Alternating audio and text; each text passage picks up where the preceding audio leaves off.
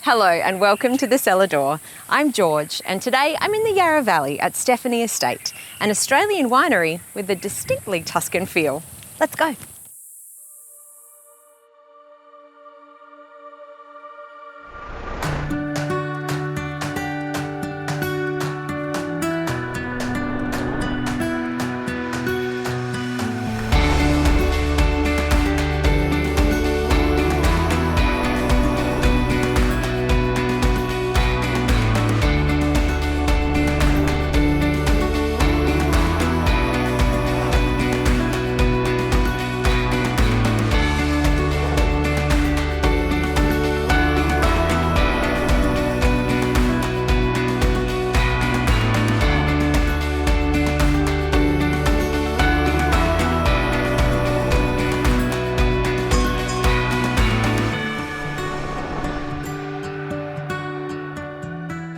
Just a short 5-minute drive from Healesville, I'm heading to the beautiful Stefani Estate, where I'm starting my visit with a chat to owner Stefano Stefani.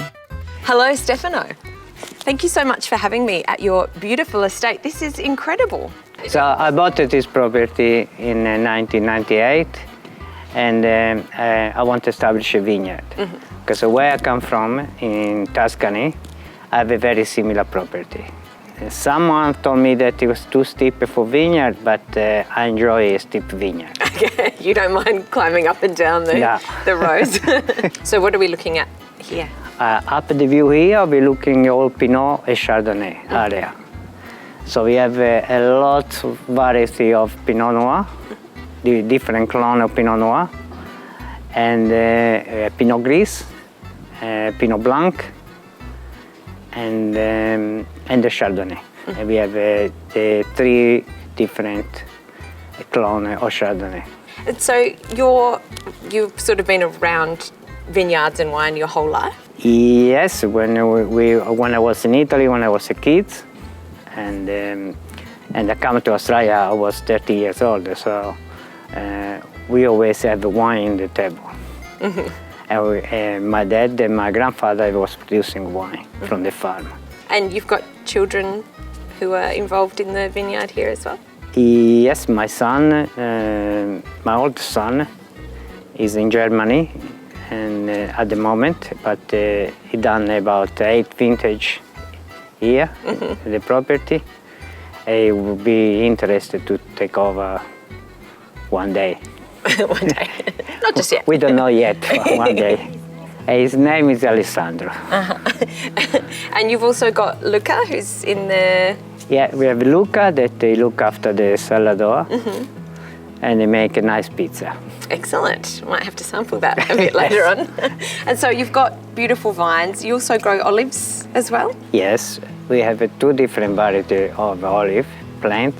It's the Frantoio and Lecchino. And they're both for olive oil? And they're both for olive oil, yes. And whereabouts is the olive grove? We plant olive normally in Tuscany around the vineyard. Oh, sure. So if you go around here, you see olive here, you see olive, olive everywhere. See olive down here. So when you're harvesting, you're sort of all over the place? It's all over the place. You don't like to make it easy for yourself, do you? No, because it's the best part of the land is growing with vineyard. And around the vineyard you have some space, and the space you put an olive tree.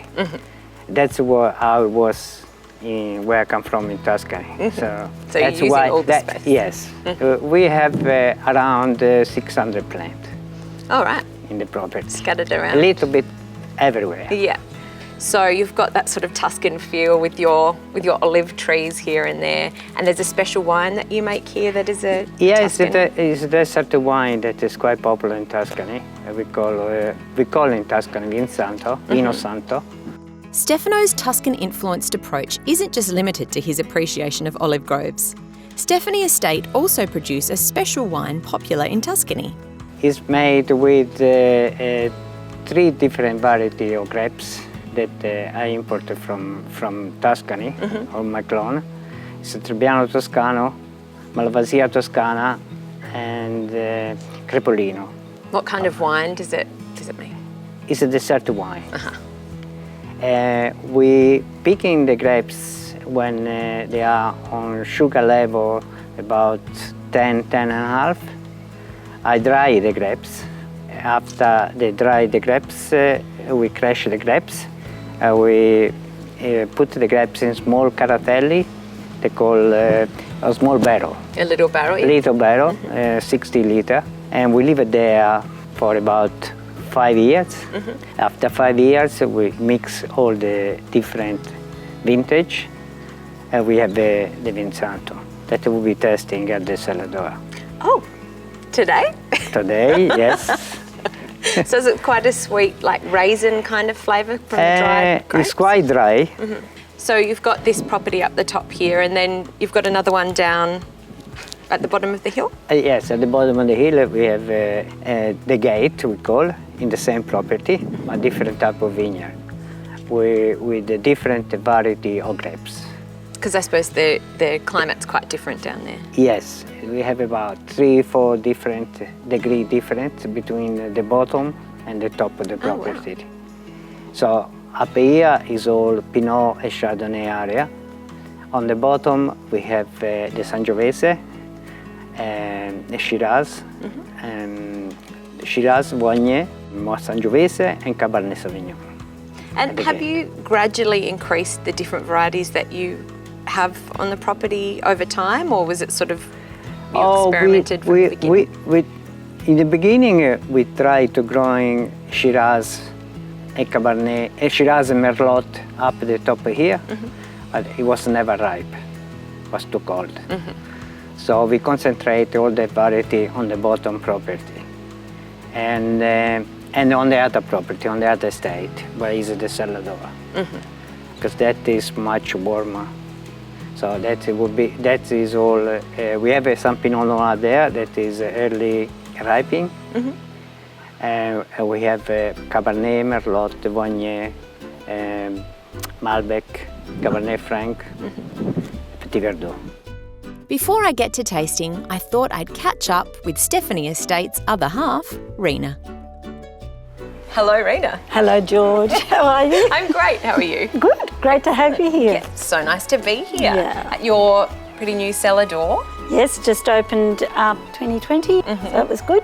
It's beautiful. Oh, thank you. And it was designed by Stefano himself? Yes, it was all his ideas, plus with our builder. Yeah, he put the ideas all together and... It's got that Tuscan feel. Oh, it sure does. Yeah.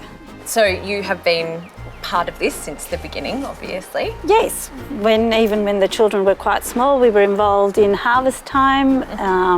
Yes, so I have been, yes. And has wine always been a part of your life? Is that something that sort of came about? More came about after meeting Stefano, because he's always really loved his wines, and his family had vineyards, and so they always enjoyed a lovely Chianti or Barolo.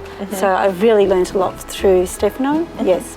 So initially you were more involved with sort of helping out, and now you... Yeah, so got involved with all the admin work, and then once the Cellar Door was constructed, got involved in setting it all up, which was quite a challenge. Bit of an undertaking. Yeah, and prior to that, we also opened up accommodation units here on the property. So that opened up at the end of 2019. So involved with that, yeah. So it's a pretty big property. You've got sort of separate areas. Yeah, so among the vineyards, there's also olive groves, and then we've got the accommodation units. We've got a beautiful lake with the geese. Yeah. And then the Cellar Door. And just behind here is where we do all our labelling and packaging and send off orders from here. So do you have a favourite part of your role? Is there something that you love doing? No, I enjoy doing it all. I like the variety of doing different things. Even doing the gardening around here, I enjoy very much. Yeah. And the wines, of course. And of course the wines. I do enjoy, I feel like I've always gone back to my uni days when I was waitressing, so all those skills are coming back, and I do enjoy working at the Cellar Door, just making people feel welcome and giving them the whole experience of our wines. Rina's brand new cellar door is one of the more charming I've been to. Don't go anywhere, as there's plenty more cellar door to come after the break.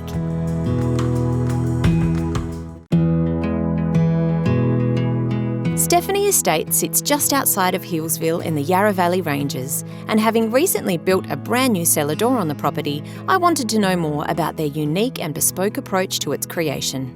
Yeah, we thought doing something a little bit differently in providing an experience. So we always welcome people with a little bit of our sparkling frizzante. Oh, on arrival? On arrival, yeah, with a little bowl of olives. And then we give them the options of tasting flights. And at the moment we've got two options. So we've got La Vigna flight, which are easy drinking style wines. They're unwooded wines. And it's a good way to introduce people to our wines. And then the other option is La Nostra Storia, which tells about the whole story of how we first began. So I tell them people about the first property with the view site, which is a lot cooler in temperature and is really a good position to growing the Pinot Gris, the Chardonnay and the Pinot Noir. So they're the first vines that we planted back in '98, so I explain a little bit about that story. And then I also tell them about the fact that Stefano comes from Tuscany and he brought cuttings from Tuscany that were kept in quarantine for 3 years. 3 years? 3 years, because it's like a nursery. They grow the cuttings and then keep growing them. If any of them exhibit any disease, they're destroyed. So after 3 years, we were given the cuttings and then we planted them in various positions. And of course, it's taken quite a few years to propagate, create more plants, so that here in 2018, we were able to produce 440 cases. Yeah. Inside this beautiful space, I thought I'd have a chat to Peter Mackey, the head winemaker around these parts. Hi Peter. How are you? I'm great, thank you. It's good.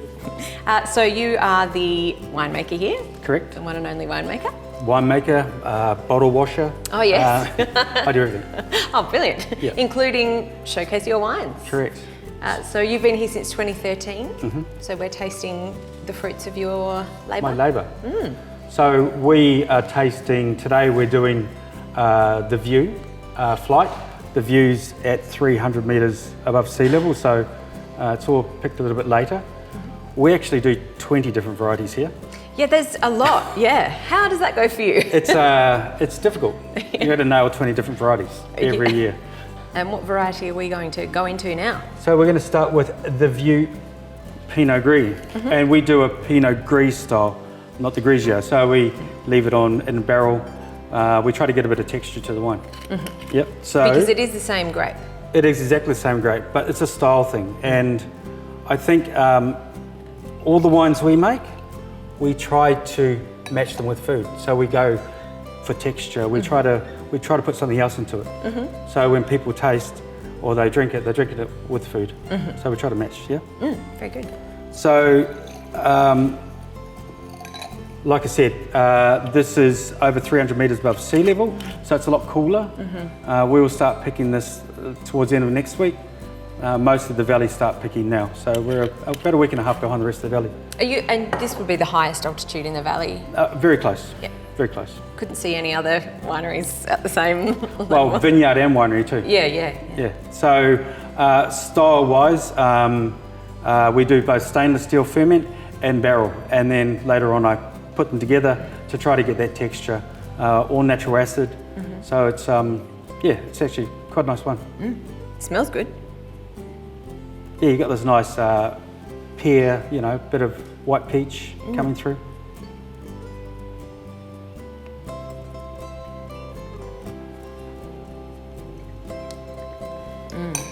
So, second wine, we have Chardonnay, also at 300 metres above sea level. A really interesting clone, P58, Penfolds 58. So ripens a little bit later for us as well. I whole bunch press this straight into 500 litre new barrels. Yeah, so they're really big. They are quite big. Yeah, it's easier.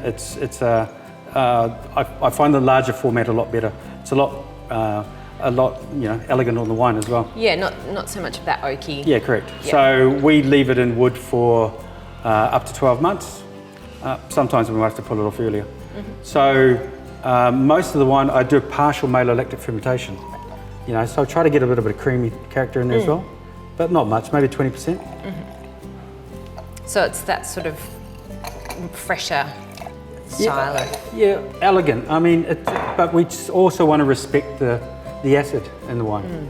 I mean, Chardonnay can be, you've got certain styles. You've got the leaner style, you've got the big, rich styles. We try to go in between where you keep that elegance all the way through.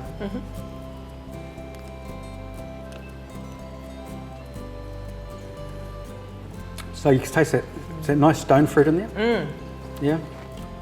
And there's like this nice bit of brioche at the back there, which makes it nice and toasty. Yeah. That's really nice. I'm getting that bready, and then the sort of the pizza oven complements that. Well, there you go. There's a compliment right there. Yeah. So style-wise and food-wise, I think all of these wines match this sort of food. Working for an Italian winery, it's all about food and wine. It's all about matching your wine with food. And when I joined Rina and Stefano, we sat down and discussed it, and I'm basically making wine for them and their extended family, which is the wider community. Yeah. That's lovely.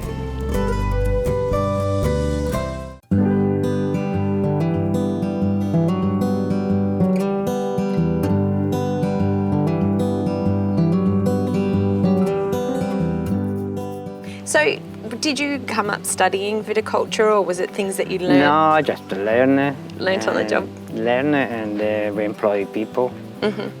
And do you get involved with the blending and the winemaking as well? Yes, we normally we do the blending together. He prepare everything. After we say, we try, and then we make a decision what is the best blend.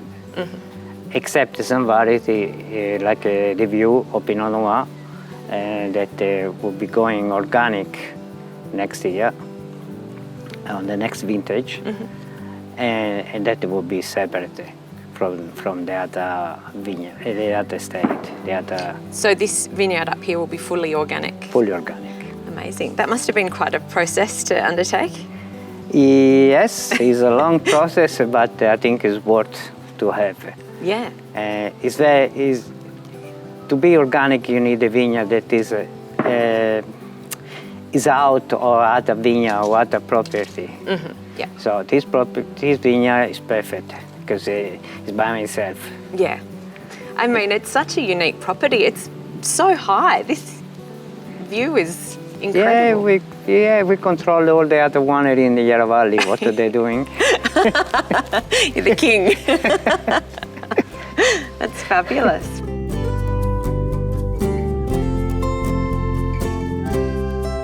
Third one, the View Pinot.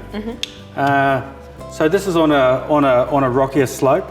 It ripens a little bit earlier. We've got quite a few clones in here, and they all ripen within 1 or 2 weeks of each other. So I have to take little parcels at a time. A little bit of whole bunch, not too much, and then it stays in smaller oak, so 2 to 5 litre barrels, 2 to 3 year old barrels. There's not much new oak in here.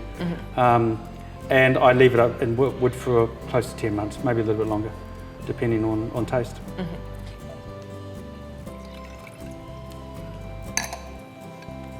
Non-filtered. Oh, really? Yep. So yeah, we're sort of like less is more now. When I was younger, I used to do everything, but now less is more. So we try to do less to the wines.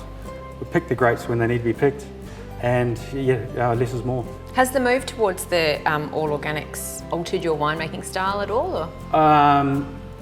No. I think the only alterations, I have to use organic yeast, I have to use organic nutrients, which is, you can get that today. It's not, it's really available.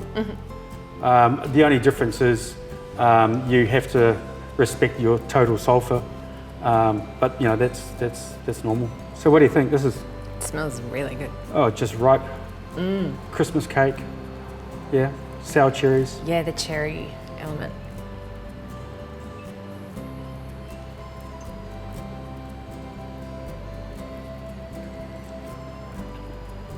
Yes, nice and elegant.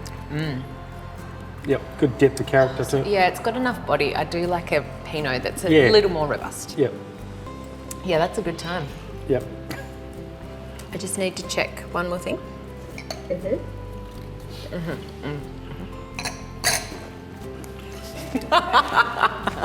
And the last but not least, we've got the Boccalupo Sangiovese. So this is a descendant of the clones that... Stefano brought in from Italy. Boccalupo means mouth of the wolf, or it means break an arm. Good luck. It's a good luck omen. But that's the name of his village, Boccalupo. Those are two very different meanings, aren't they? Yep. So we've got up to 7 different clones in here.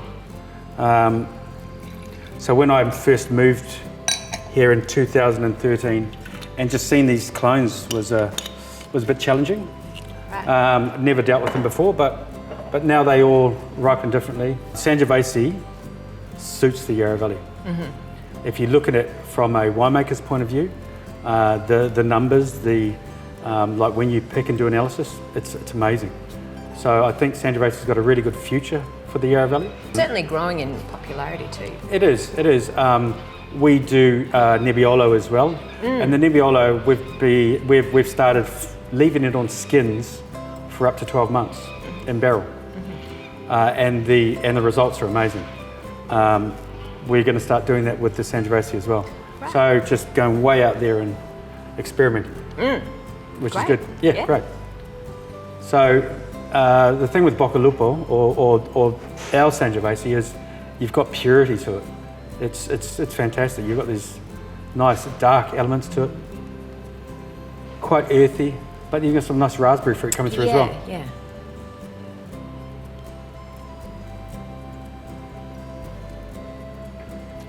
So you've got varieties like Canaiolo, Moroloni, Marmolo.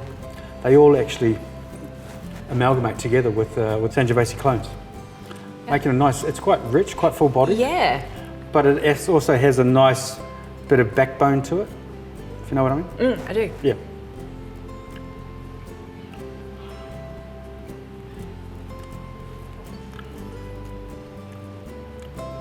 That is a really nice flight too. That kind of, the way that it progresses is... Yeah, look, we tried to, like I said earlier, it's all about trying to get structure into the wine, texture into the wine. So when people do drink our wine, it's matched with food. Peter, thank you so much for sharing your delicious wines with me. You're welcome. Come back any day. I will, thank you. Cheers.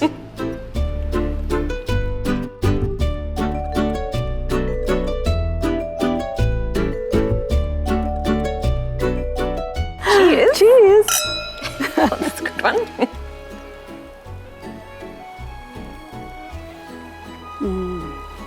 Nice and warming. Oh, so good. Yeah, very warming. Delicious. And so this is one of the original...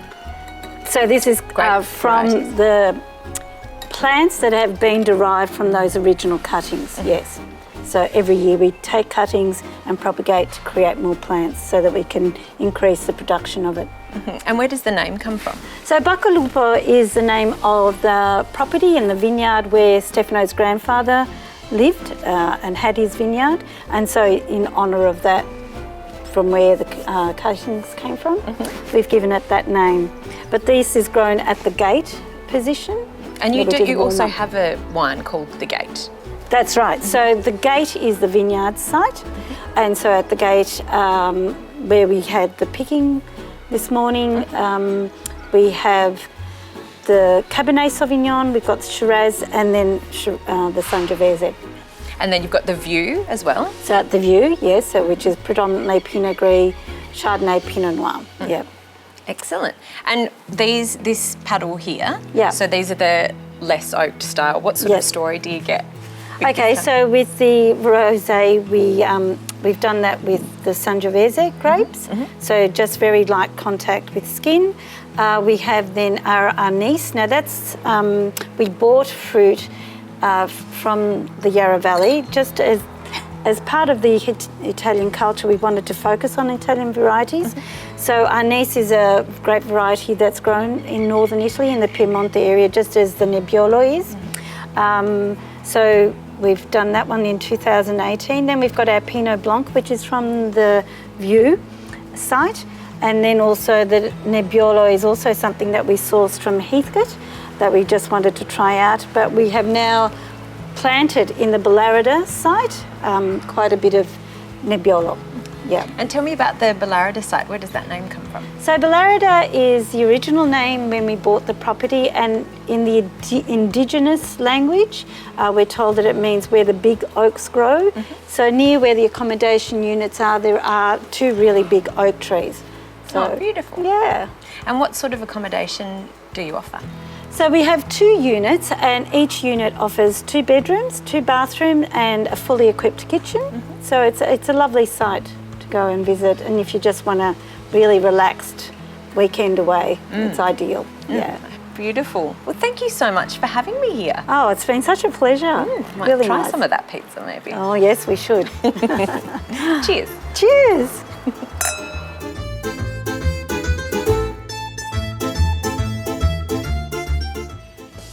Well, I have had such a lovely time here at Stefani Estate, and I'm going to continue to have a lovely time with a glass of this Vinsanto wine. Don't forget, if you've missed any episodes, you can catch up on our YouTube channel, and I'll see you next time on the Cellar Door. Cheers! Cheers. With their deep Tuscan influence and views to die for, Stefani Estate is, as they say, bellissima.